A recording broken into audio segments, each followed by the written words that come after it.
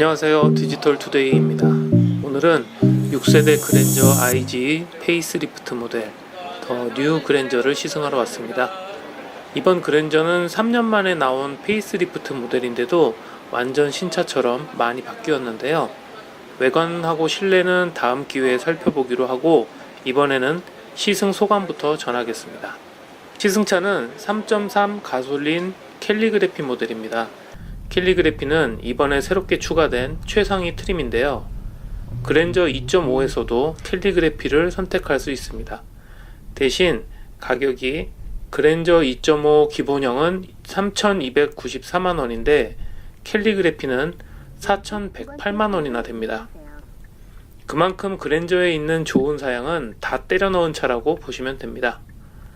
하지만 이 가격에 파노라마 선루프나 빌트인 캠, 헤드업 디스플레이 같은 장비는 빠져 있어서 이걸 모두 선택하면 값은 더 오르게 됩니다.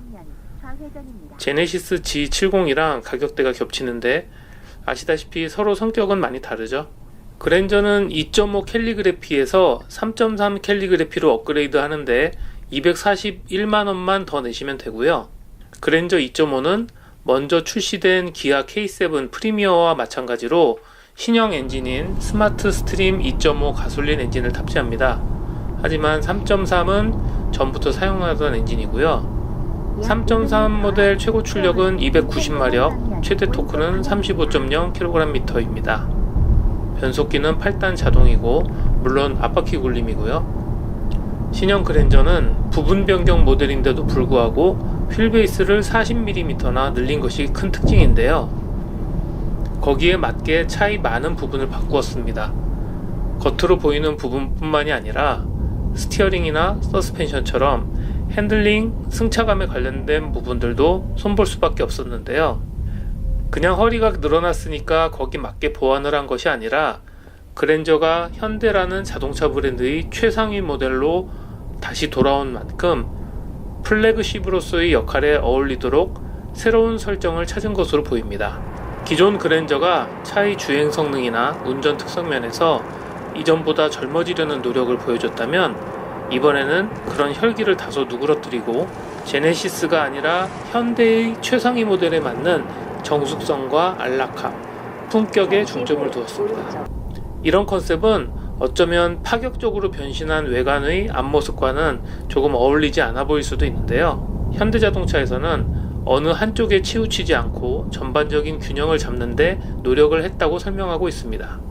사실 신형 그랜저를 사진으로 먼저 봤을 때는 특히 실내가 바뀐 것을 보고 정말 이 정도면 이제 렉서스 ES처럼 제네시스의 새로운 모델로 판매를 해도 손색이 없겠다고 생각을 했었는데요. 직접 실물을 보고 시승도 해보니까 그런 생각을 곱게 접어두게 됩니다. 부분을 따로 떼어놓고 보면 와 좋다, 넓다, 고급스럽다, 따봉! 이런 생각이 들지만 전반적으로 차의 치밀함이 떨어지고 전체적인 조화나 균형이 부족하게 보이기 때문입니다. 일단 노면이 좋지 않은 도로를 지날 때는 자잘한 진동과 충격음을 잘 걸러내지 못했고요. 승차감이나 핸들링에서 느껴지는 차의 완성도, 숙성은 부분 변경을 통한 개선 모델에 기대하게 되는 수준보다 다소 떨어지는 듯합니다. 현대자동차 최상위 모델이라고 해서 너무 큰 기대를 했기 때문일까요? 아니면 신형 소나타 같은 최신 플랫폼이 아니기 때문에 뒷좌석이 굉장히 넓어서 저처럼 다리가 짧은 사람은 앞좌석 밑으로 다리를 쭉 뻗을 수 있을 정도인데요. 그렇다고 아주 고급 대형 세단처럼 안락한 자세를 취할 수 있거나 뒷좌석용 편의 장비가 잔뜩 있는 것은 아닙니다. 승차감도 앞서 말한 것처럼 미진한 부분이 있는데요. 사람에 따라서는 출렁거리지 않고 단단하게 받쳐줘서 좋다고 평가하는 분도 있는 것 같습니다. 정숙성 면에서는 흠을 잡기 어려운데요. 이번에 차체를 거의 다 바꾸면서 유리창까지 새로 맞췄거든요. 뒷좌석 옆유리도 이중접합 차음유리고요. 후방유리도 방음 성능을 높였습니다. 시승차처럼 접지 면적이 넓고 편평비가 낮은 19인치 타이어를 끼우면 아무래도 소음 면에서 불리하니까 19인치 휠에는 공명기 휠을 적용했고요. 지붕이면 지붕, 바닥이면 바닥, 차 구석구석에 소음과 진동 차단을 위한 요소들을 적용해서 플래그십 모델에 어울리는 세련됨을 구현하려고 노력하긴 했습니다. 뒷좌석에 사람을 태울 일이 많거나 뒷좌석 공간을 많이 따지는 분들, 혹은 내가 얼마나 성공했는지 보여주고 싶은 분들에게는 아주 매력적인 차가 될 것 같습니다.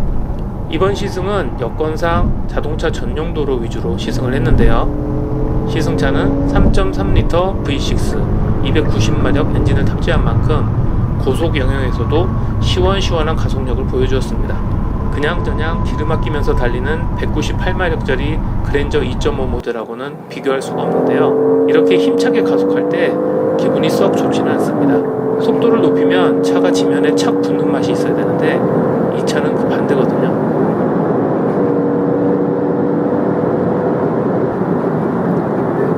너무 무서워요.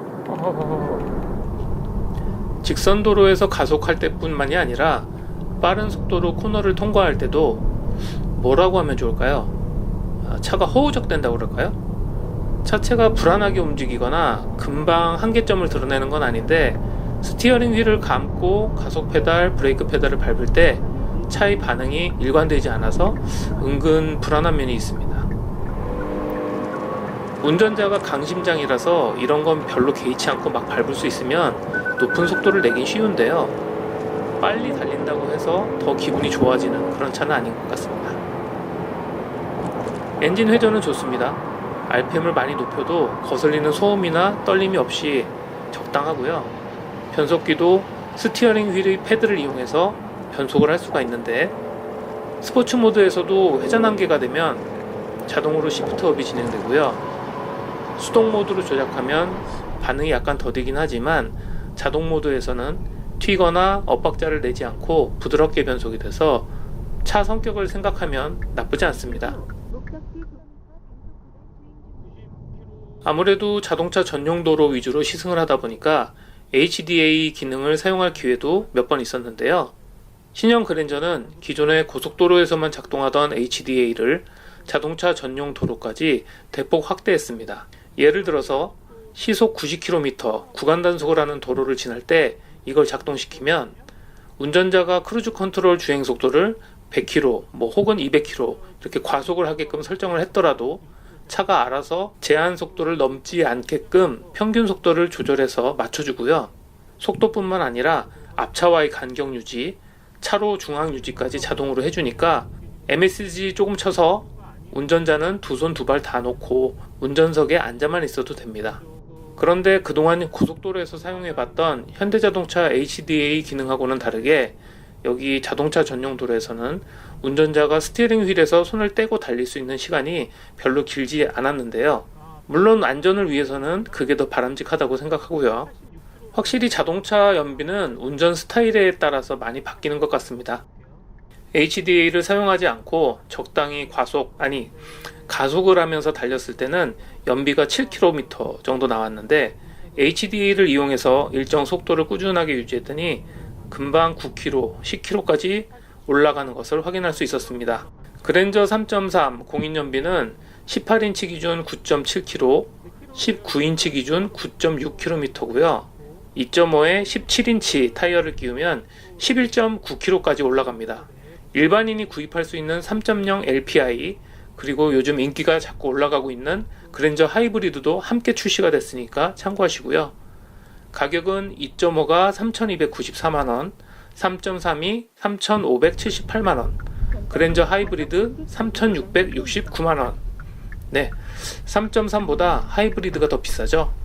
그리고 3.0 LPG, LPI는 3,328만원부터입니다. 다음에 시간이 되면 더 뉴 그랜저 외관과 실내도 꼼꼼하게 살펴보도록 하겠습니다. 지금까지 디지털 투데이였습니다. 감사합니다.